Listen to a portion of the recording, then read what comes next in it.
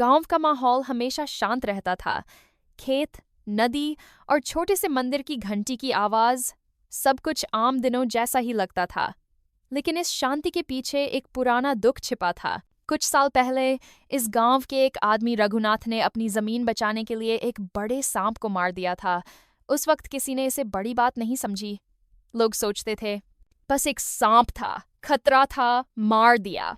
लेकिन असली राज यह था कि वो सांप आम नहीं था। वो एक नाग था, एक ऐसी जाति का जो इंसानी रूप भी धारण कर सकती थी। और उस नाग का एक बेटा था जो उसी वक्त छुपकर सब देख रहा था।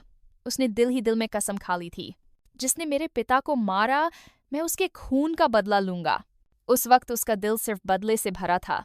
उसने अपनी जिंदगी का मकसद बना लिया था रघुनाथ के घर जाकर उसकी बेटी को डसना, उसका खून चूसना और उस आदमी को वही दर्द महसूस कराना जो उसने खुद सहा था।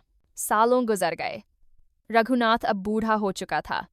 उसकी एक ही बेटी थी मीरा, मासूम सी, जो दिन भर माँ के साथ काम करती, घर संभालती और शाम को छत पर बैठकर चांद देखा करती।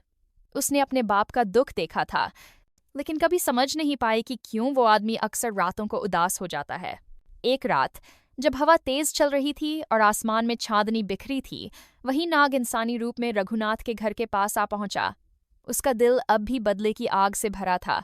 उसने सोचा, अब वक्त आ गया है।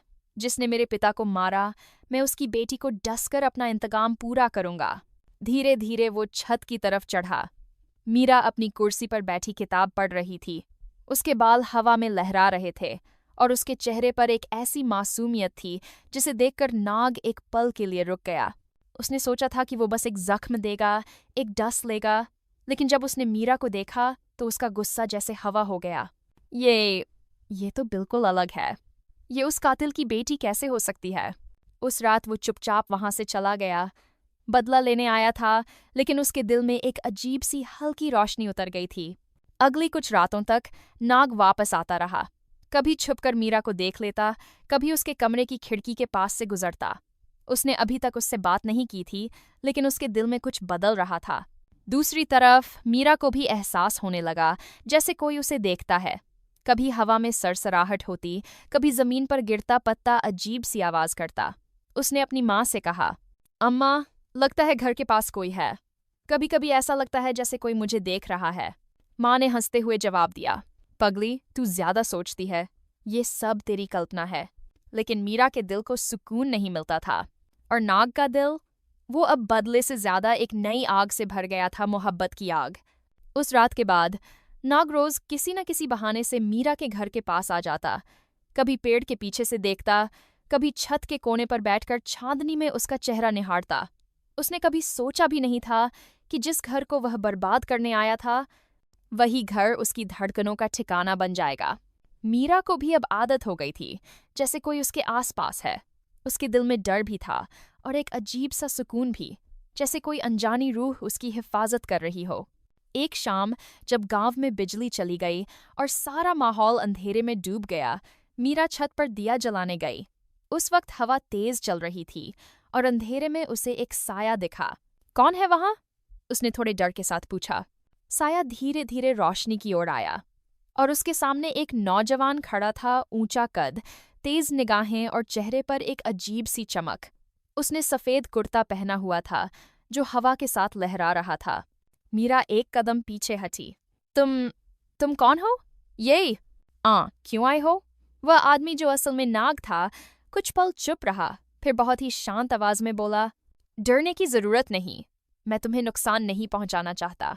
मीरा उसकी आवाज सुनकर रुक गई। मगर तुम यहाँ क्या कर रहे हो? ये हमारा घर है। नाग ने नजरें झुकाते हुए कहा, मैं बस तुम्हें देखने आया था। ये सुनकर मीरा और भी हैरान हुई।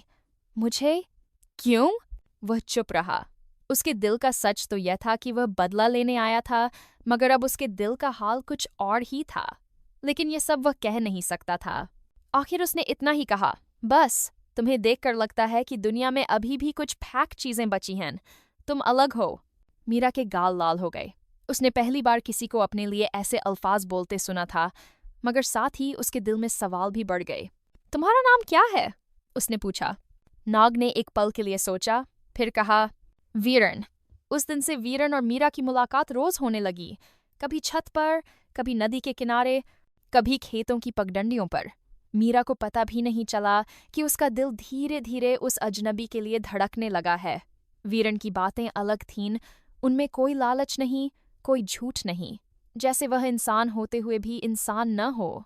लेकिन वीरन के दिल में एक बोझ था जो दिन ब दिन बढ़ता जा रहा था। मैं इसे प्यार करने लगा हूँ, मगर क्या होगा जब इसे पता चलेगा कि मैं इंसान नहीं बल्कि नाग हूँ? क्या यह कभी मुझे कबूल करेगी? उसकी रातों की नींद उड़ गई थी। दिन को वह इंसानी रूप में मीरा से मिलता और रात को अपने असली रूप नाग बनकर जंगल में चीखता। उसकी सांसें जहर बन जातीं, मगर दिल मोहब्बत से भर जाता। मीरा की माँ ने भी एक दिन उससे पूछ ही लिया, बेटा, तू रोज इतनी खुश क्यों रहती है? क्या बात है? मीरा ने शर्माते हुए कहा, कुछ नहीं अम्मा, बस जिंदगी थोड़ी बदल गई है। माँ ने हंसकर सिर हिलाया।